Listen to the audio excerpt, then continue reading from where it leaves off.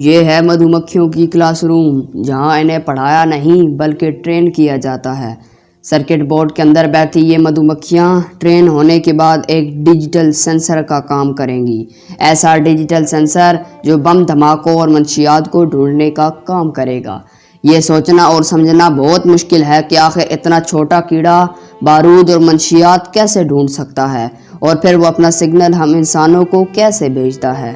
پر یہ حقیقت بھی ہے اور ایسا ممکن بھی ہے۔ اردو ٹور کے معزز دوستو، میں ہوں عبدالہادی اور آپ تمام دیکھنے اور سننے والوں کو میری طرف سے السلام علیکم۔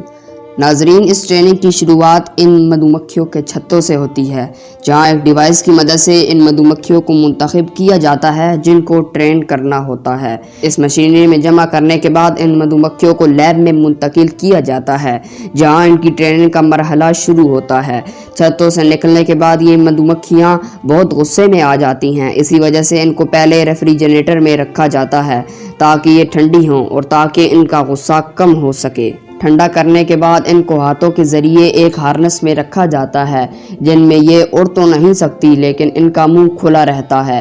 اب اسی مشینری میں انہیں 30 منٹ کے لیے چھوڑ دیا جاتا ہے تاکہ وہ اس نئے ماحول میں رہنے کی عادی ہو جائیں۔ اس کے بعد ان مدھو مکھیوں کو ہاتھوں کے ذریعے اس مشینری میں چپکایا جاتا ہے۔ اس کام کو کرنے کے لیے لوگوں کو بہت وقت لگ جاتا ہے، اسی لیے کئی لیبارٹریز یہ کام مشین کے ذریعے بھی کرتی ہیں۔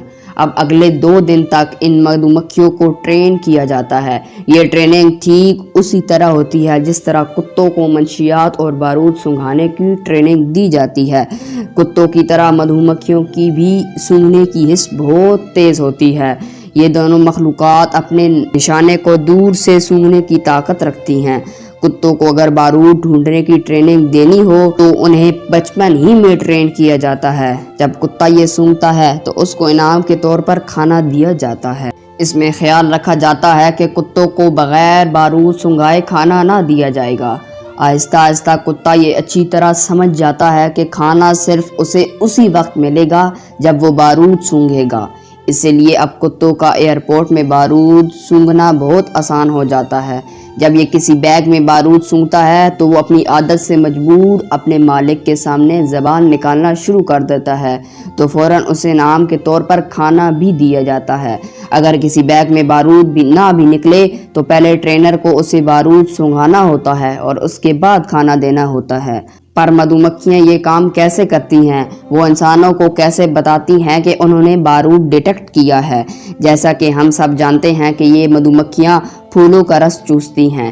جب ان کو پھولوں کی خوشبو آتی ہے تو یہ اپنی زبان باہر نکال لیتی ہیں۔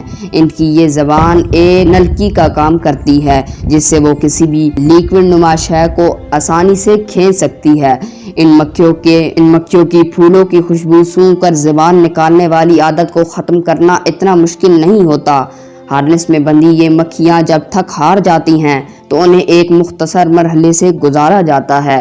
اس مختصر مرحلے میں کاٹن برڈ کے اوپر میٹھا پانی یا شہد لگا کر ان کے سامنے رکھ دیا جاتا ہے تو مکھیاں اپنی زبان نکال کر اس میٹھے پانی کو چوسنا شروع کر دیتی ہیں۔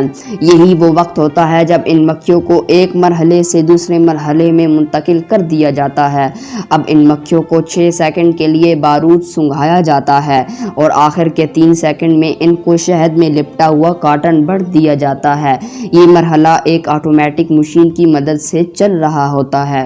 چند ہی گھنٹوں کے بعد مدھو مکھیاں اچھی طرح سے ٹرین ہو جاتی ہیں۔ ان کو پتہ چل جاتا ہے کہ بارود کی اس خوشبو کے فوراً ہی بعد ان کو انعام کے طور پر کھانا دیا جائے گا تو بارود کی خوشبو سونگھنے کے بعد ان کی زبان خود بخود باہر آ جاتی ہے۔ لہٰذا اب یہ مدھو مکھیاں اچھے طریقے سے ٹرین ہو چکی ہوتی ہیں تو اب ان کو ہارنس سے نکال کر ایک کنٹینر میں منتقل کر دیا جاتا ہے اور اب یہی ٹریننگ دوسرے مکھیوں کے ہجوم کو بھی دی جاتی ہے۔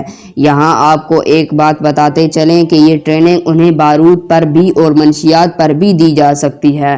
यहाँ एक और बात जहन में आती है कि मक्खियों का ये ज़बान निकालने का अमल इंसान तो माइक्रोस्कोप से देख सकते हैं, मगर अमली तौर पर एयरपोर्ट्स या हुजूम की जगहों पर ये कर पाना नामुमकिन है। अब कुछ ऐसा तरीका करना होगा जिससे मक्खियों का बारूद सूंघकर ज़बान निकालना एक मशीन भी समझ सके।